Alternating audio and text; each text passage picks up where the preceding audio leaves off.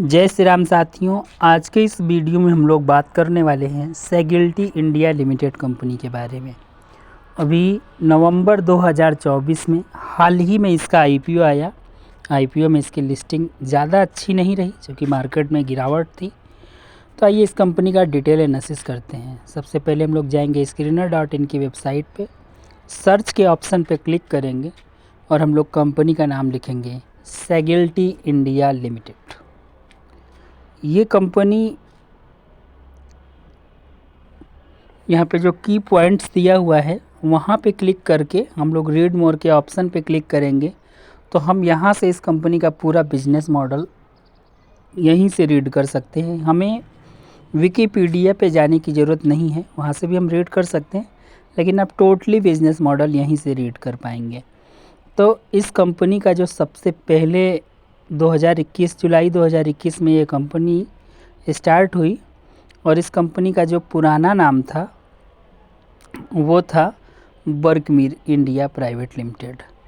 ये कंपनी काम क्या करती है, हेल्थ केयर पे रिलेटेड वर्क कर रही है और इसका जो टेक क्लाइंट है वो यूएस बेस्ड क्लाइंट्स हैं। इसका जो हेड क्वार्टर है वो बंगलौर में है और ये कंपनी जो है यूएस कस्टमर्स को सर्विस प्रोवाइड करती है। It holds 1.23% of the US health care outsourcing market as of 2023। तो ये जो है कि 2023 से 1.23% यूएस मार्केट को कवर कर रही है। इसके अलावा जो क्लाइंट सेगमेंटेशंस हैं इसमें आप पेयर्स, प्रोवाइडर्स दो ऑप्शन दिया हुआ है। जो मेन इनका बिजनेस आ रहा है वो हॉस्पिटल से आ रहा है और दूसरा जो फिजिशियन हो गए, डायग्नोस्टिक सेंटर हो गया, इनसे आ रहा है।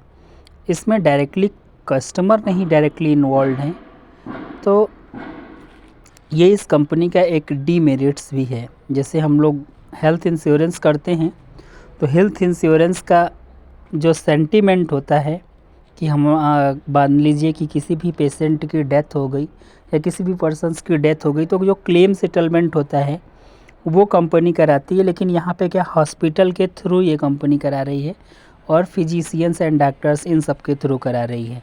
इनका जो प्रोवाइडर डाटा मैनेजमेंट है, इसके अलावा revenue cycle management, patient engagement, ये सारा कुछ इनका प्रोवाइडर्स 10% और पेयर्स 90%, ये सारा कुछ इनका जो बिज़नेस है वो यूएस मॉडल पे ही डिपेंड कर रहा है।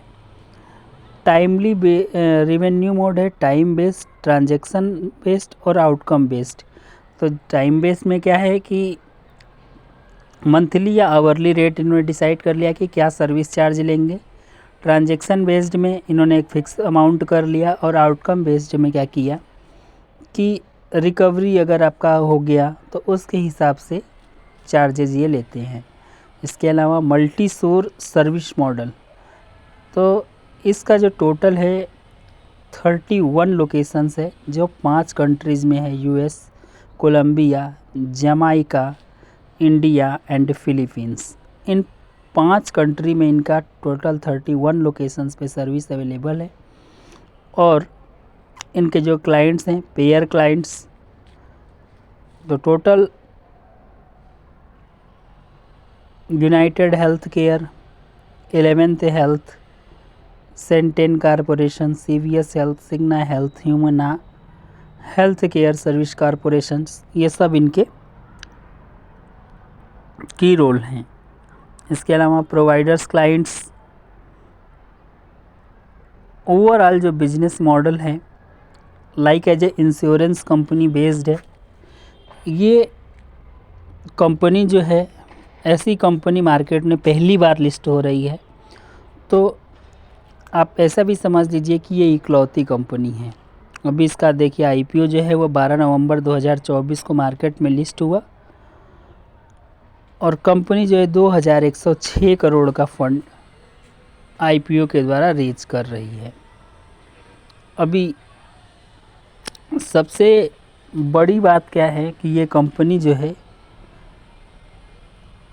इंश्योरेंस सेक्टर में तो काम कर ही रही है, साथ में अगर जैसे किसी का डेथ हो गया तो क्लेम सेटलमेंट, इस चीज़ को हैंडल करने के लिए वर्क कर रही है। कितना इसमें सक्सेस होगी वो सारा कुछ हम लोग जानेंगे, लेकिन आइए थोड़ा सा और इस कंपनी के बारे में एक बार कुछ पॉइंट्स हैं जो हम लोग अच्छे से रीड कर सकते हैं। आप 1 बाय 1 सारे पॉइंट्स को रीड करिए।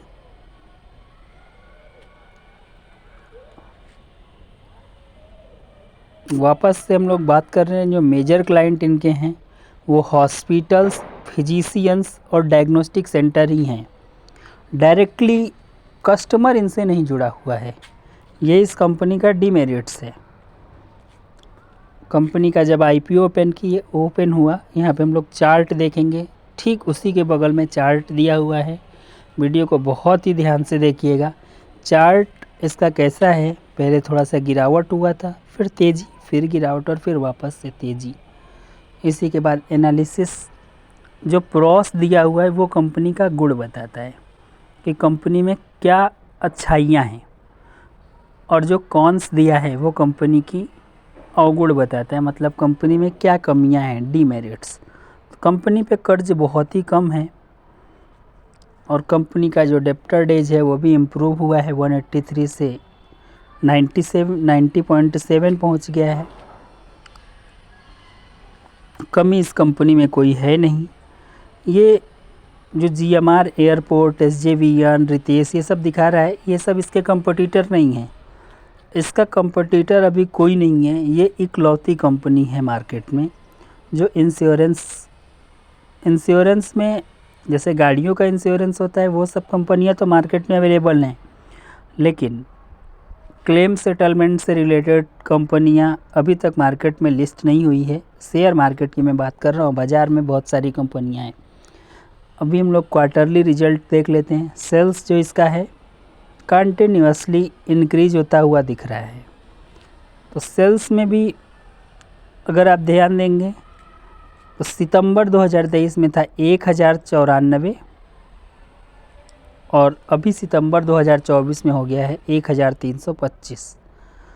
तो क्वार्टर अन क्वार्टर ये हो गया ईयर अन ईयर, ठीक है। सेल्स 2023 से 2024 तो ईयर अन ईयर हो गया, 1094 का 1325 हो गया, तो ईयर अन ईयर ग्रोथ देखने को मिल गई। ऐसे ही अगर हम लोग ऑपरेटिंग प्रॉफिट में भी देखें तो ये मैं क्वार्टर एंड क्वार्टर चेक करना और ईयर एन इसलिए बता रहा हूँ कि आप और भी कंपनियों का डाटा अगर चेक करेंगे तो ऐसे ही चेक करेंगे। अभी ऑपरेटिंग प्रॉफिट 194 का कितना हो गया, 301 हो गया। तो 194 का अगर 301 हो गया तो अच्छा खासा ग्रोथ देखने को मिला। और यहाँ पे अगर हम लोग क्वार्टर एंड क्वार्टर देखेंगे तो क्वार्टर एंड क्वार्टर में भी अच्छा ग्रोथ देखने को मिला है, और ईयर ऑन ईयर भी अच्छा ग्रोथ देखने को मिला है।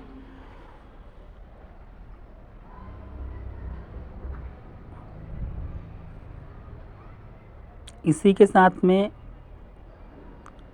इनका जो अदर इनकम है उसमें भी थोड़ा सा पैसा आया है। नेट प्रॉफिट में अगर बात करें तो 35 से बढ़ के सीधे 117 हो गया, और 22 करोड़ से बढ़ के सीधे 117 हो गया। तो प्रॉफिट तो देखने को मिल ही रहा है, और वो भी अच्छा खासा प्रॉफिट देखने को मिल रहा है यहाँ पे।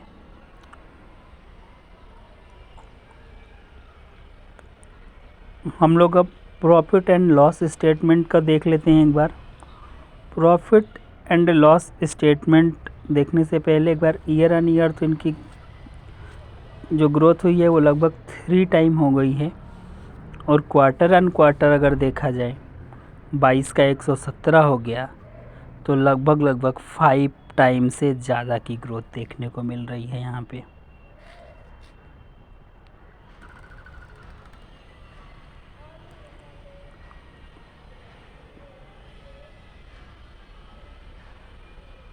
अब यहाँ पे हम लोग प्रॉफिट एंड लॉस वाले सेगमेंट में आते हैं। यहाँ पे देखते हैं कि जो कंपनी का सेल्स है वो कंटिन्यूसली इंक्रीज होता हुआ देखने को मिल रहा है। जो कंपनी का नेट प्रॉफिट है पहले माइनस में था, -5 करोड़ लॉस में था, अभी जो है वो 228 करोड़ है। तो अभी काफ़ी अच्छा प्रॉफिट में देखने को मिल रहा है पास्ट 2 ईयर्स से।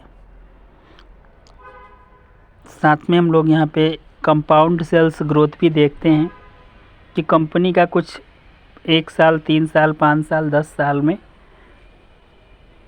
कुछ ग्रोथ हुआ है कि नहीं। TTM का मतलब होता है ट्रेलिंग 12 मंथ। साथ में हम लोग प्रॉफिट ग्रोथ भी देखेंगे कि अच्छा हुआ है कि नहीं। बैलेंस शीट में रिजर्व्स देखेंगे तो रिजर्व्स पहले था 2108, धीरे धीरे रिजर्व्स बढ़ा है 2023 में रिजर्व्स थोड़ा अच्छा था, लेकिन अभी थोड़ा सा कम हो गया है रिजर्व्स। शेयर होल्डिंग पैटर्न देखेंगे तो प्रमोटर 82%, FIIS 6.9, DIIS 6.3, पब्लिक के पास में सिर्फ 4% है। तो अभी इसमें OFS आने का भी चांस बनेगा, क्योंकि ये कंपनी जो है 75% ही अपने पास होल्डिंग रख सकती है। तो इस कंपनी में जो रिस्क है वो बहुत ही कम है, और रिस्क वही है जो हमने बताया कि इसके जो कस्टमर टू कस्टमर ये नहीं ऐड हुई है, ये सिर्फ हॉस्पिटल और फिजिशियंस के द्वारा सेटलमेंट करा रही है। तो प्रॉफिट आपको इसमें अच्छा देखने को मिल सकता है। Thanks friends for watching this videos.